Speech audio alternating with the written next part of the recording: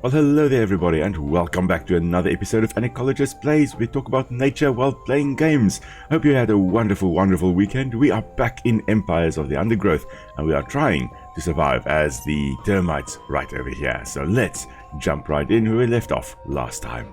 Anyway, as I was saying, I was saying a lot of things. Okay, so as I was saying though, with the termites, they usually wouldn't be showing agonistic behavior towards one another, but they can, especially if food is scarce, like it is in the game at the moment here. This is the dry season. Should be able to see other grasses. There are a few grasses, but it's quite sparse grass cover, lots of dried vegetation. Obviously, this is, it's a dry season. There's not a lot of food around. And now, guys, we are going to come to this side over here. Just going to excavate this area. Okay, but then as I was also saying, with my fond memory of termites, we had a termite mound at our home when I grew up. The sun has set, and without fail, the Matabele launch their raid. Ooh, they it'll will be us. arrive imminently at the central mound. Okay, it's our turn. Okay, so here we go. We've got a bunch more food. I should actually have been upgrading our food stores as well, but that is why we excavated now. Here we go, guys. Oh, that's a massive column of Matabele ants. The termites must defend themselves. Yes. We are defending ourselves. We are doing our best at least. Next up, soldiers gather around here. Just, so that when the Matabele ants break through or come through, we can surround them over here. Here they come. Oh, goodness me. This is bad. This is bad. Okay. Workers, you guys are also now coming in. Everybody is coming into the fray. Defend the colony. Like your lives depend on it because, well, it jolly well does. Okay, we're doing all right. We're mounting a moderately successful defense. Of course, we are having a lot of our comrades being carried away. Okay, I think that was it, though. That was the raid. Okay, so, soldiers, time to come out. Workers, time to get ready as well. We're just plopping down a bunch more food chambers. Oh, our food chambers over here are also full. We're just going to upgrade that a bit, because otherwise we can't really do our job, can we? Let's run over here. How's our score looking? Our score is better than the southern mound, so the southern mound will be attacked next. Soldiers. Oh, goodness me. Okay, there is a Hottentotta. Let's try to get rid of it. Oh, look at that. The stinger just stung that poor little termite. It is trying to bite, but it is, I think, on the stinger, technically. Oh, I love seeing our termites mount such a good defense, though. I mean, it is, there we go, it is dead. Brilliant. Ooh, okay, we are, okay, guys, don't come here, okay, why did I send my soldiers to their death? Come on, ignore that colony, just come over here. Workers, you guys are coming over here.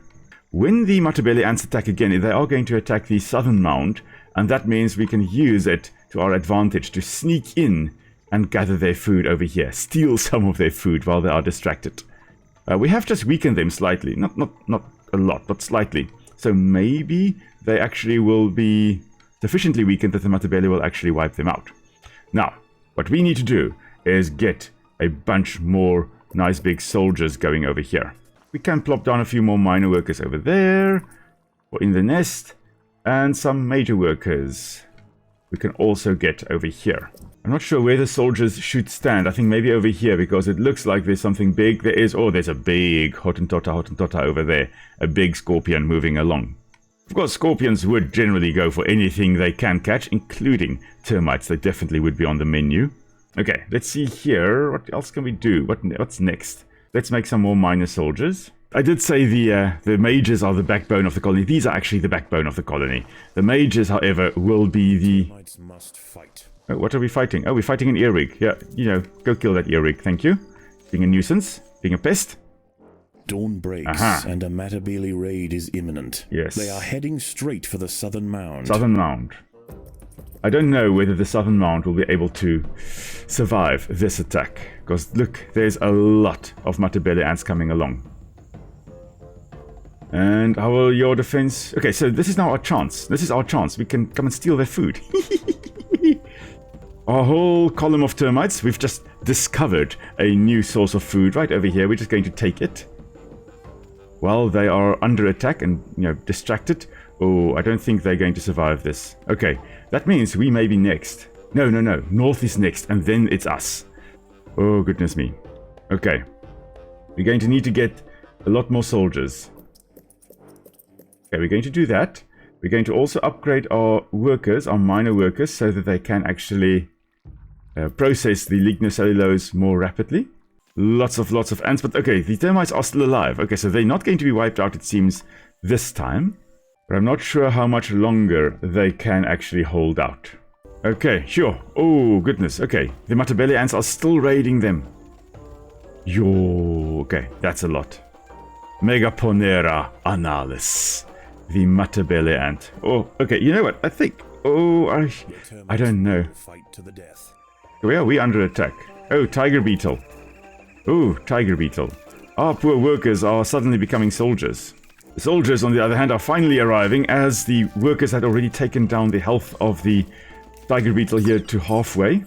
Let's head back to the colony. This is... The insatiable Matabele raiders pressed with fervor to the They have center killed of the them. southern mound, Oh, executing goodness. the queen and king in their chamber. Only 2 active mounds Okay. remain. With only 2 colonies remaining, the northern termites mount a desperate and risky offensive against the central mound. One last-ditch effort to weaken their neighbor and secure their place as the sole food supply to the Matabele. Okay, we're just going to open up a little bit so that we can move along more easily in here. Now. The thing is, what are we going to do? Okay, let's first... We don't need more fungus chambers. We're fine in that regard. Let's get more soldiers. That's what we're going to do. We're going to plop down a few more major soldiers. We're also going to plop down a bunch more minor soldiers. Now, the Matabele ants have killed the southern mound. Normally, of course, they wouldn't do this. They would raid it constantly without, killing them. But in this scenario, they have actually executed that one colony. So let's get ready for the chaos that is to come. Because that southern mound is going to attack us. And they are going to come for us quite soon. I think when it is dusk again, the other termite mound will attack us. I'm not looking forward to that. Let's see. Oh, you know what? Workers also come in here. Must fight. Lots of earwigs to fight, and we need the superior numbers. There, I believe, is a scorpion up there, guarding some food. It is still too hot outside. It's still daytime. All the diurnal... Oh, there's even a mantis there. Oh, beautiful. Look at that. Look at that. Sphodromantis viridis. Viridis referring to green. So it's a... it's the green mantis. The giant African mantis. Oh, I love these guys. So let's talk about mantises. Especially Sphodromantis viridis over here. The giant African mantis. It is quite awesome. Now... It is naturally found in Africa, hence the name, but it's not the only species with that common name. So that's the problem with common names, though, is that you can have, like, the giant African mantis. But it could refer to this species, or it could refer to a number of other species in the same genus, in the Sphodromantis, or it could refer to species in entirely different genera. So it's like calling someone John. Like, if your name is John, there may be 50 other Johns in the area. And if you just say John, okay... What John does it refer to? Does it refer to you? Does it refer to your cousin that may be named John, or your brother that may be John, or close related individuals? Or is it someone completely unrelated to you? That's the problem with common names. So the scientific names here, the Sphodromantis viridis, refers only to this species. So although it is more challenging to know the scientific names, it is very, very useful. Since the common names can be quite confusing. You don't know which one someone is referring to, which species a person is referring to. But this Sphodromantis viridis over here, the giant African mantis, and when I'm talking about mantises in this episode, it is of course referring to this species over here. It is green in color because it will blend in quite nicely with the green background. And despite its name there, viridis, meaning green, they can also come in other shades of brown and yellow.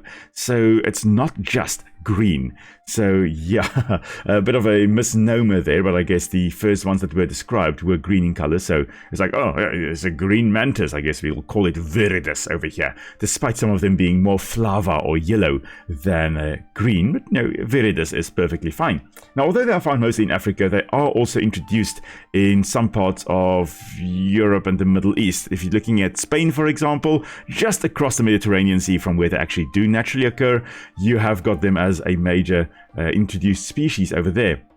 Likewise, in Israel, you can also find them as an introduced species. So yeah, humans, of course, introduced them, and you may wonder why on earth did they introduce them? Not as pest control, but instead to keep as pets, because who wouldn't want an awesome little mantis like this as a pet?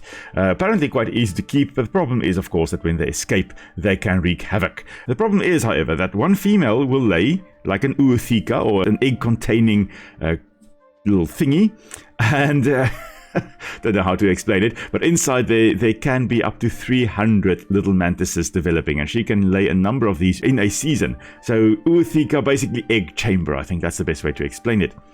So one female can result in a massive population increase of this invasive species in areas where they don't belong.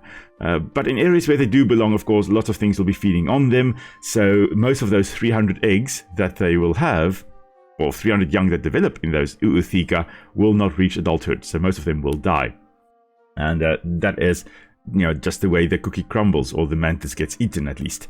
Of course, mantises are famous for engaging in what we call sexual cannibalism, which is when during mating the male will be eaten by the female, and this species is no different from that. They also will have sexual cannibalism happening. So yeah, I'm glad I'm not a mantis, that is for sure. Of course, the raptorial forelimbs over here, the grasping forelimbs, really, really amazing at catching prey. Flying or crawling, doesn't matter. And of course, then they also are characterized by eye spots, which we can see over there.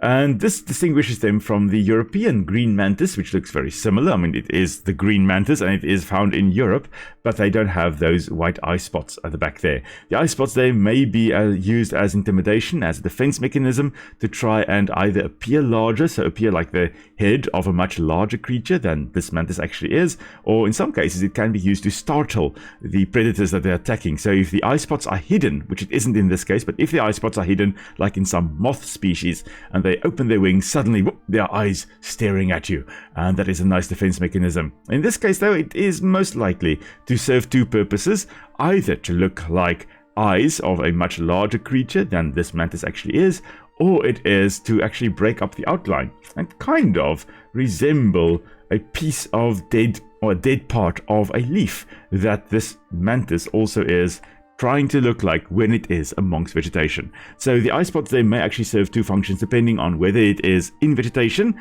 in which case the eye spots act as disruptive camouflage and breaks up the outline of the mantis here, or it can look like big eyes or parts of the eyes of a big creature if this mantis, like it is at the moment, is actually out in the open.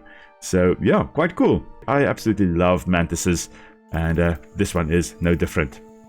Alright, now let's see. We are carrying on. Let's actually now, oh, you know what, we can now raid all the food down here, because there is no southern mound. Harvesting operations resume, the Matabele begin their approach. Tonight they raid the northern mound. Yes.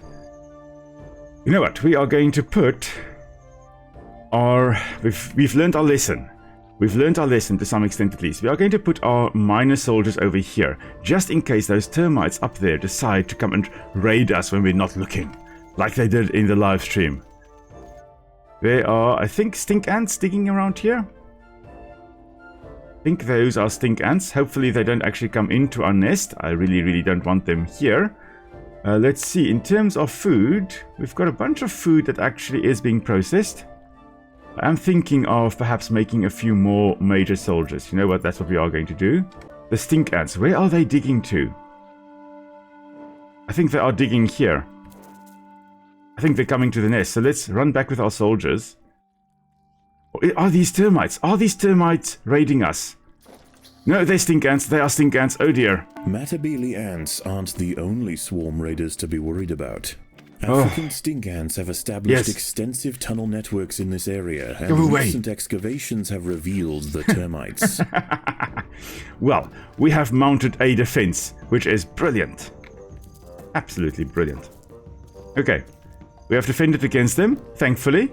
Workers, you can come and collect more food again.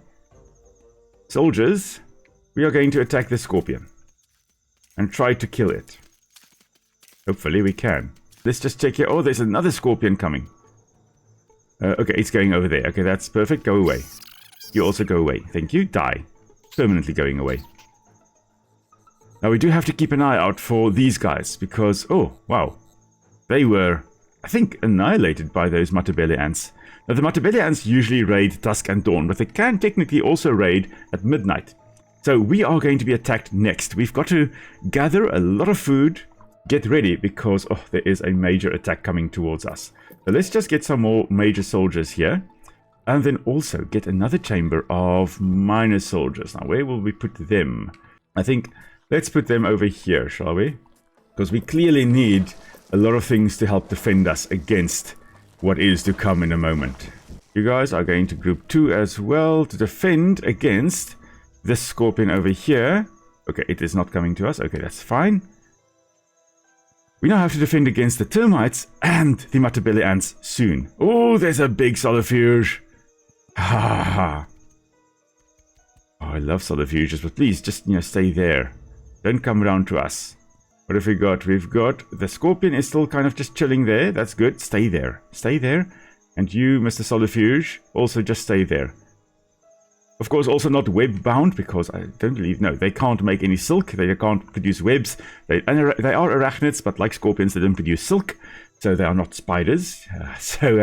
Oh, shame. These guys are being annihilated. I say shame, but it's fine. It's fine. It's the rival colony.